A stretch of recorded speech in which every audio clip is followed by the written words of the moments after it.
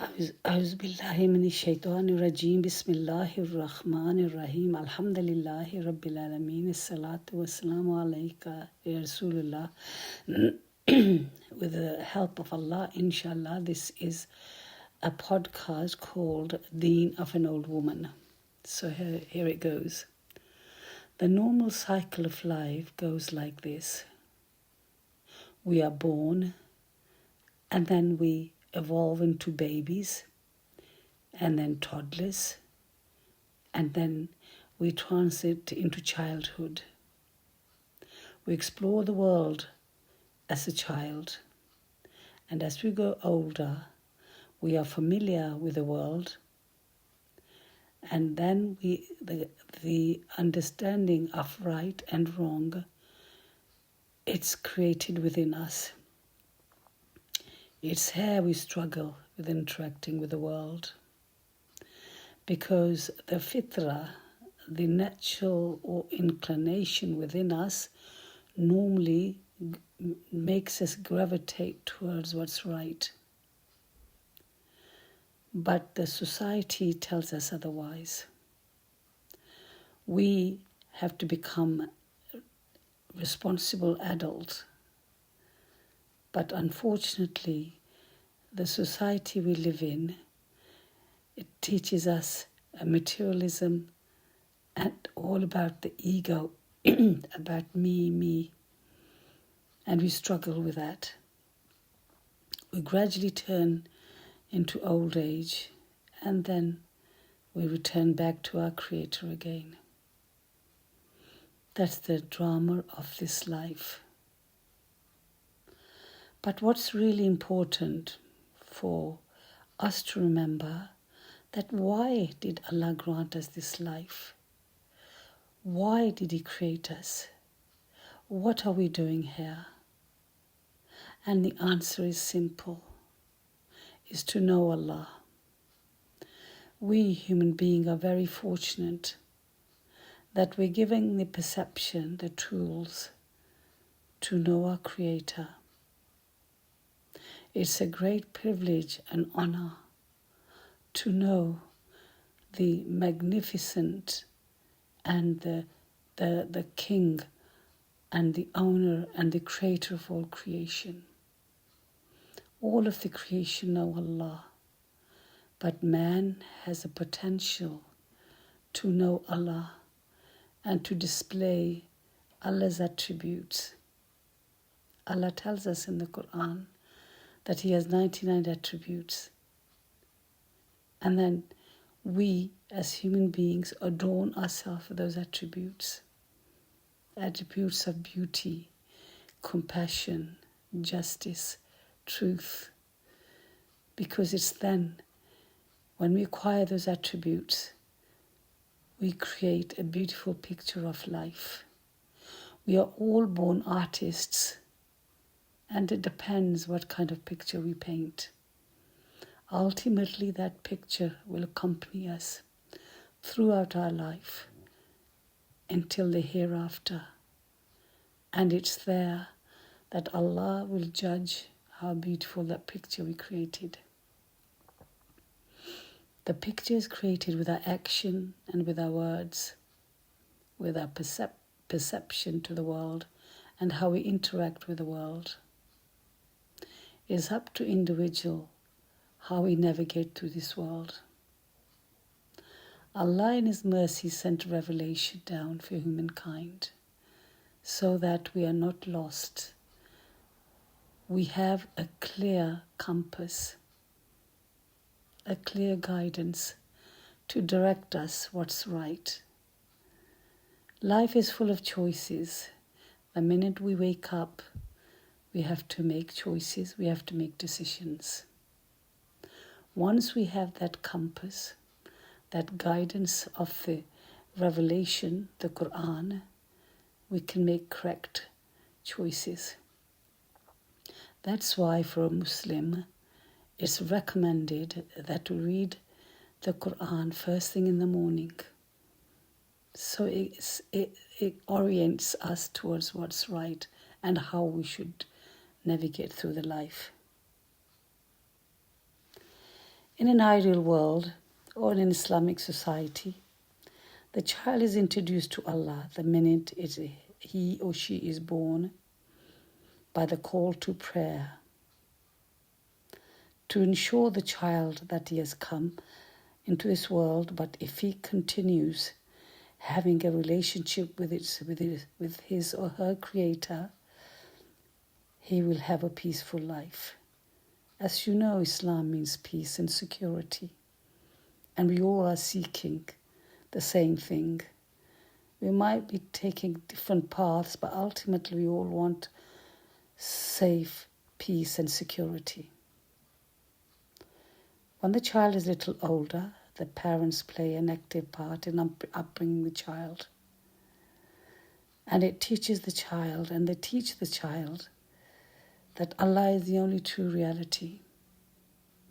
You teach the child, look at the moon, and you introduce the creator of the moon, this Allah who created the moon.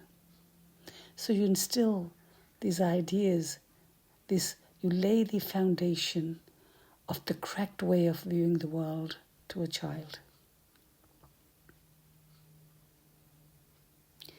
Understanding that Allah is the true reality and the only reality, it gives us tranquility and hope. It gives us love and affection, warmth and security and peace. And they will be open for you as long as you create and carve a meaningful relationship or connection to Allah. The whole life drama is how we interact with our Creator and our cherisher and the one who takes care of us every breath that we take. This mindset or our way of thinking is a reality that will enable us to see the world correctly, so we can interact with the world, and this will benefit us. Allah tells us in the Quran, He doesn't need our worship. The worship is to benefit us. The 5-time prayer gives us orientation of the moving of the day and the time. It gives us meaning and purpose in the day. It gives us a gentle physical exercise, and it enables us to focus and be mindful and to be in the present moment. There are so many manuals and handbooks on mindfulness, but in essence, it's only through the prayer and remembrance of God and worship of God that we acquire this mindfulness.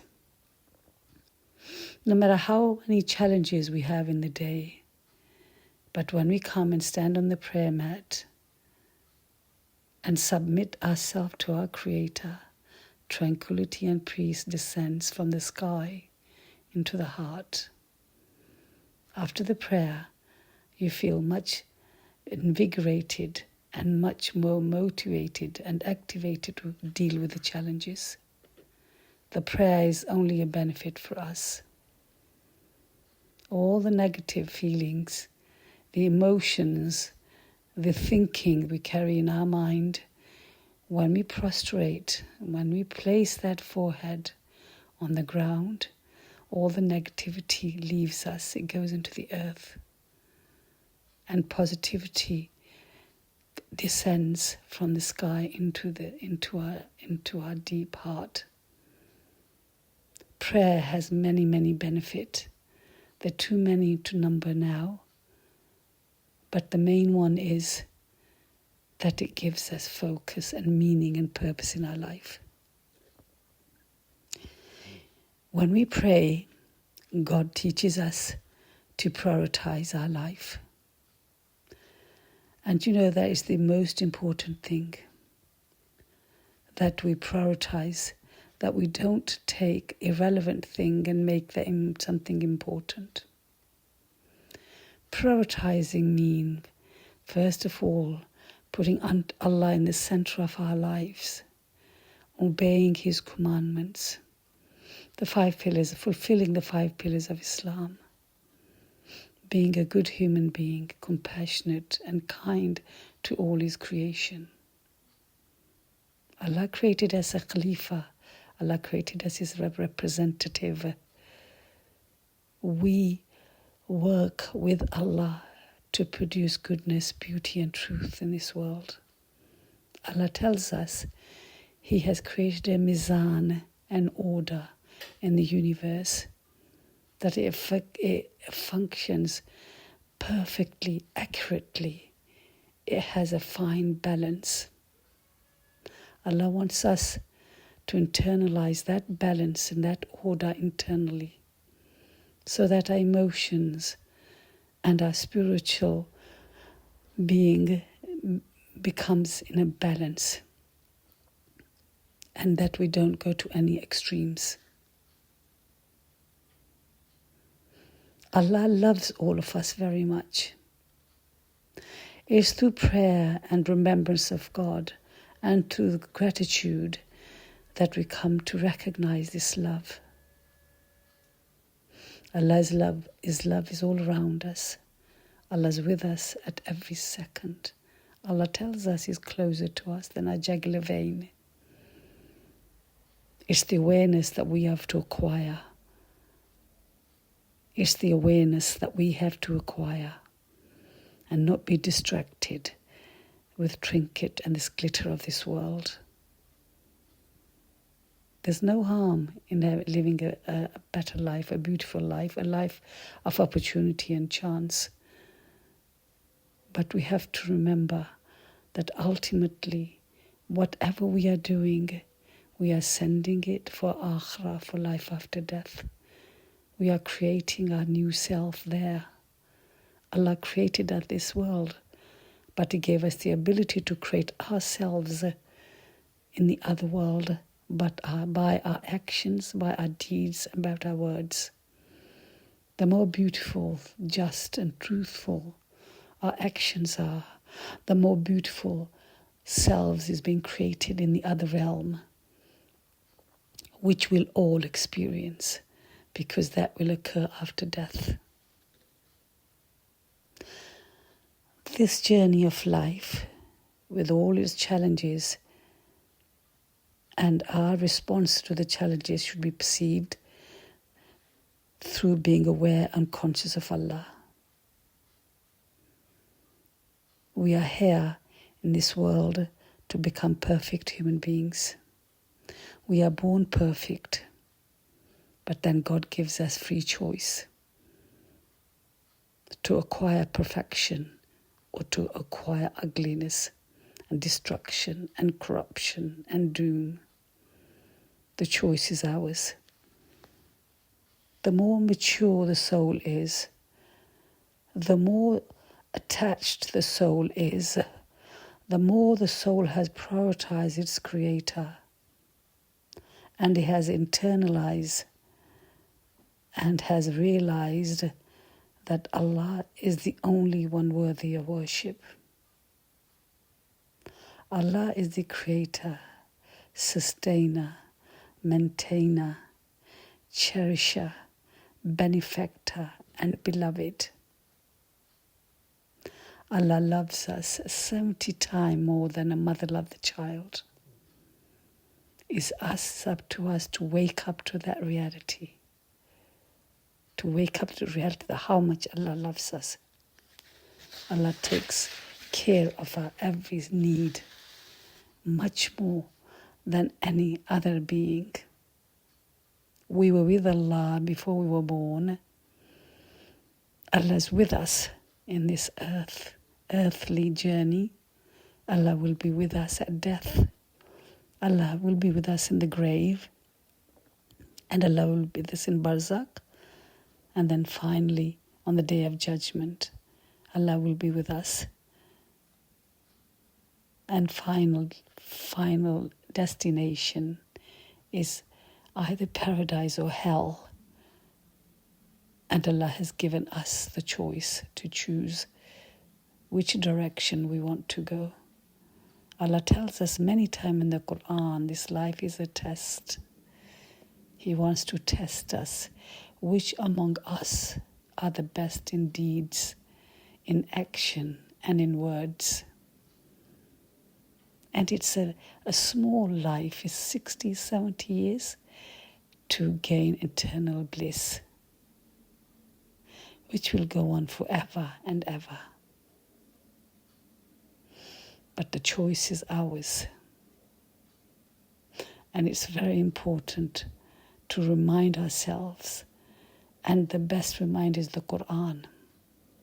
The more we read the Quran, which is speech of Allah, the more we understand reality. And that we don't see what we want to see, but to see actually what life is really like. When we really see what life is really like, it's that's when we can make right decisions. Every soul is on a journey. Every soul is in transit. It's up to the individual how we choose to live this life, in abandonment or rejection of the presence of one true God, or to head towards the greater realization and actualization that it's only Allah worthy of worship. We must all acquire this depth of understanding. Quran refers to this cognitive understanding of Allah, which is perceived by the heart. The Quran was sent down to the heart of Nabi Muhammad sallallahu alaihi wasallam. The more the heart is nourished with the Quran, the better we feel. Allah tells us in the Quran, truly in the remembrance of Allah do heart find rest. Quran is just one book. But once we read it, once we are guided by it, once we internalize it, once we actualize it, once we see the world through the Quran, through the perspective of the Quran, it's then we find tranquility and eternal bliss forever and ever.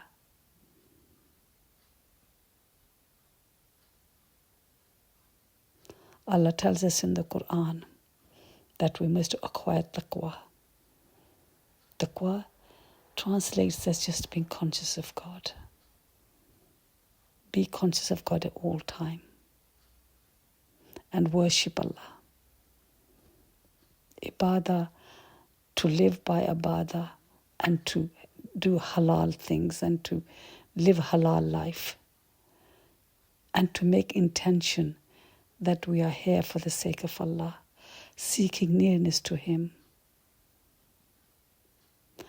There's subhanallah, our souls were created out of space and time. So can you imagine that we are here in space and time for a temporary period? At death, we will go back out of space and time. And we will take the conscience of Allah, how much we strived, how much we put effort in knowing our Creator.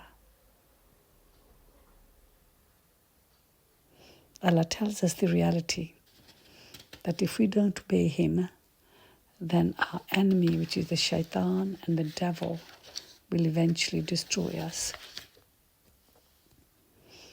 It will instill fear in our hearts.